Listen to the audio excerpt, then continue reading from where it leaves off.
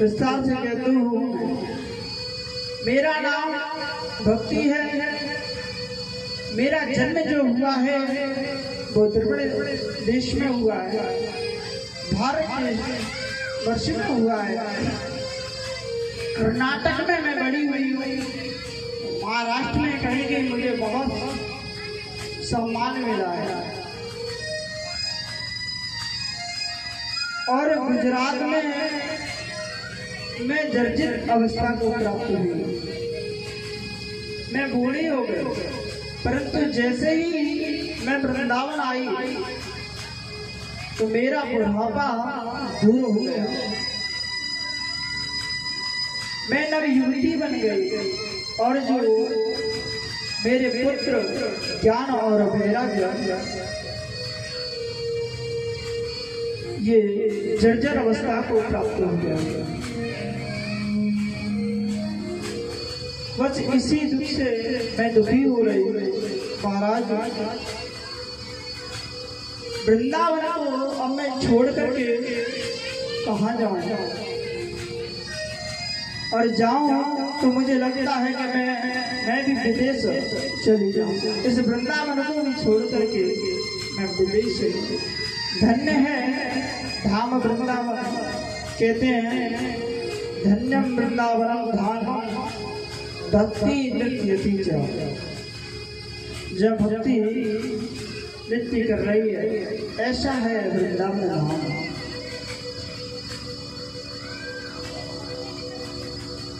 महाराज, यदि मैं बूढ़ी होती, भक्ति मैया कह रही है, अगर मैं बूढ़ी होती और मेरे पुत्र जवान होते तो मुझे दुख नहीं होता, परंतु पुत्र जवान ना होकर के पुत्र तो बूढ़े हैं और मैं नहीं। महाराज, मेरे दुख का जो कारण है वो यही है। नारद जी ने कहा, देवी तुम दुखी मत हो, तुम्हारे दुख का कारण मुझे पता चला है, मैं उपाय करूंगा। नारद जी ने कहा, देवी इस घोर कलिकाल में जीवन को भक्ति ज्ञान वैराग्य नहीं, सभी जो जीव लग रहे हैं वो उधर उठने लगे। पाखंड के कारण जब तब नियम संयम ना करने के कारण तुम्हारे पुत्रों की ये अवस्था हो गई है। वृंदावन में भक्ति इस प्रकार नवनीत दिखाई दे रही है। धन्य है वृंदावन धाम, भक्ति महारानी जानती कर रहे हैं। और भक्ति मैया से नारद जी कहते हैं कि मैया तुम शोक मत करो, तुम्हारा दुख मैं दूर करूंगा। ये घोर कलिकाल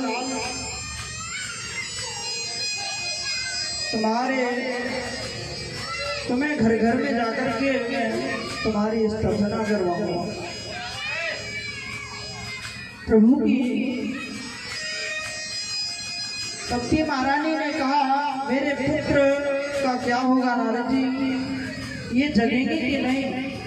तब नारद जी ने ज्ञान और वैराग्य को जगाने के लिए सबसे पहले गीता का पाठ किया, वेद वेदांत का पाठ किया।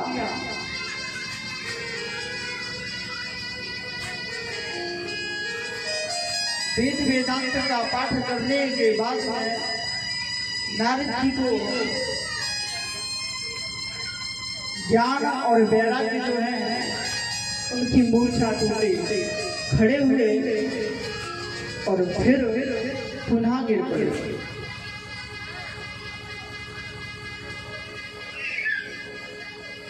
नारद जी ने पुनः गीता पाठेर मुहुर्मुहु, गीता का नारद जी ने बार बार पाठ किया।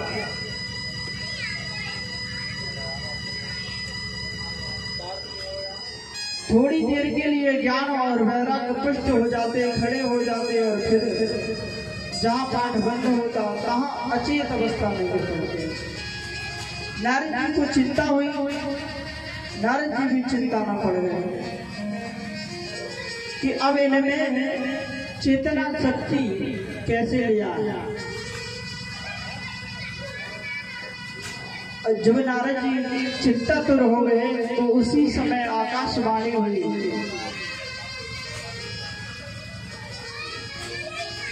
और आकाशवाणी ने कहा उद्यमास फलिस्तेयं भविष्य संशया। नारद जी महाराज आप उद्यम करें, परिश्रम करें, आपको फल प्राप्त होगा,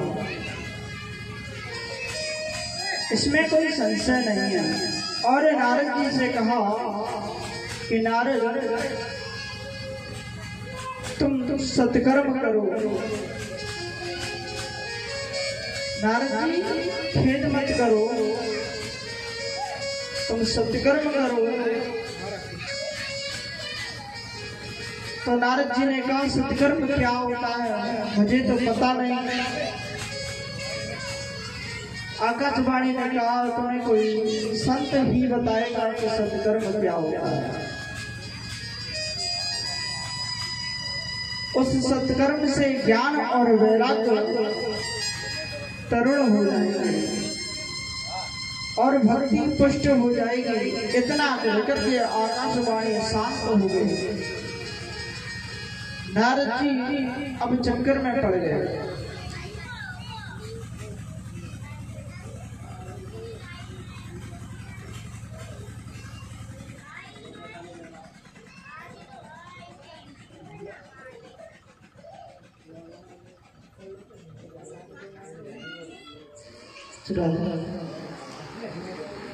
नारद जी चक्कर में पड़ गए।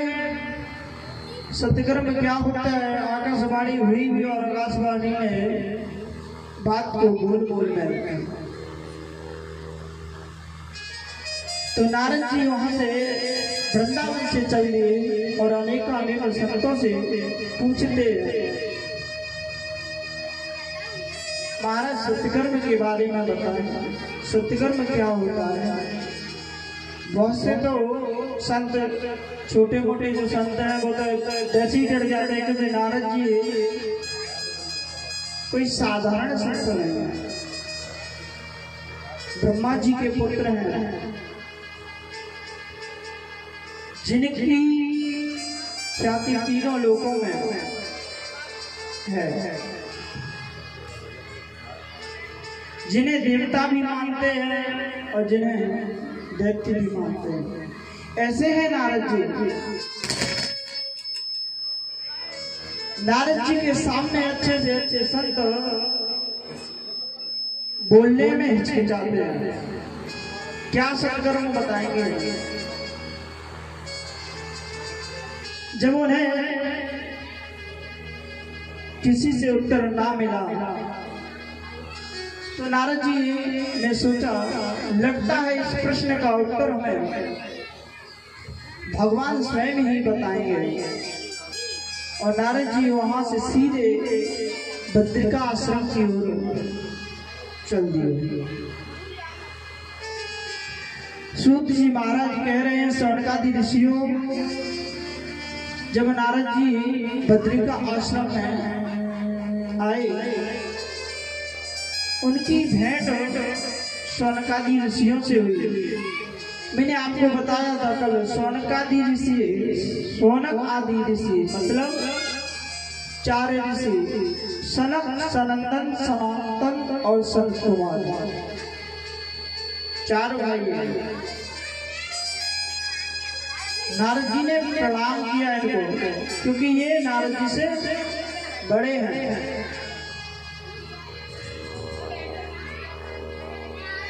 अपने अग्रजों को प्रणाम किया। सौनकादि ऋषियों ने नारद जी को देखा तो प्रसन्न हो गए और बोले महाराज कहाँ से आए और किधर भागे जा रहे हैं आप।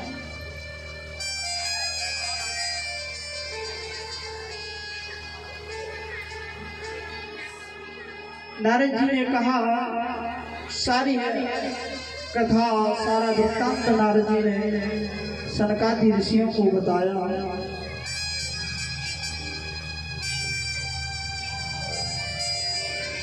कि मैं सत्कर्म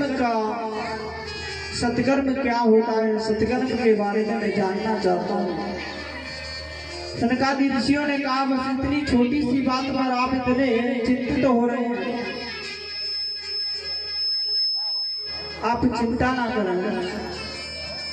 नारद जी ने कहा, आप ही हमें, आप संत शिरोमणि हैं, आप चारों योगी हैं, आप परम बुद्धिमान हैं और आप हमारे पूर्वज हैं। आप वैकुंठ के निवासी हैं, सदैव भगवान का संकीर्तन करते रहते हैं। इसी से आप का प्रभाव जो है वो हर काल में व्याप्त है। हम जानना चाहते हैं वह सत्कर्म कौन सा है जिससे ज्ञान और वैराग्य की मूर्छा दूर हो जाए। सनकादि ऋषियों ने कहा, नारद जी आप चिंता ना कीजिए, हम बताएंगे सत्कर्म कौन सा है।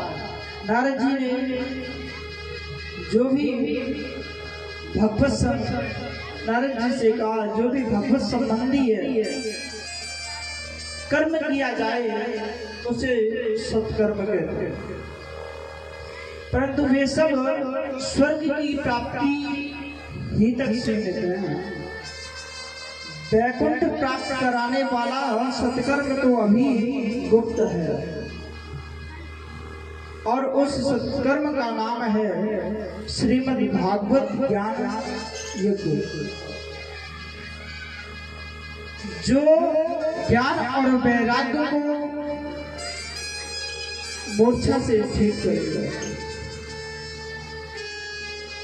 और भक्ति को पुष्ट करेगा, भक्ति को बढ़ाएगा। और भागवत जी कहते हैं, भक्ति को बढ़ाने वाले और कृष्ण की प्राप्ति कराने वाले। नारद जी ने कहा, महाराज मैंने वेदांत का पाठ किया, गीता का पाठ किया, परंतु मूर्छा नहीं हुई। और आप कह रहे हैं केवल श्रीमद् भागवत की जी ही उनकी मूर्छा दूर कर देंगे। भागवत जी से कैसे मैं मालूम? अरे जो बड़े बड़े वेदांत गीता नहीं कर पाए, वो भागवत जी कैसे कर सकते हैं? इसमें तो मुझे सनकादि ऋषियों से कहा, इसमें तो मुझे भ्रम हो रहा है, बतलाइए। सनकादि ऋषियों ने कहा, नारद जी श्रीमद् भागवत समस्त वेदों का, शास्त्रों का सार है। जैसे वृक्ष का सार फल होता है, जैसे दूध का सार घी होता है, जैसे ईख का सार गुड़ होता है, चीनी, ऐसे ही शव वेद उपनिषद का सार श्रीमद् भागवत है।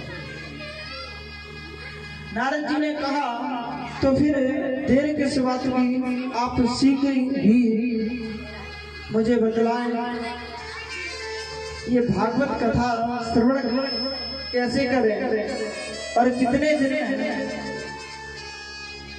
सनकादि ऋषियों ने कहा, गंगा के द्वार समीपे, गंगा के समीप में एक तट है जिसे आनंद नामक घाट कहते हैं। और ये पावन तट जो है वो हरिद्वार में है, जहाँ चारों ओर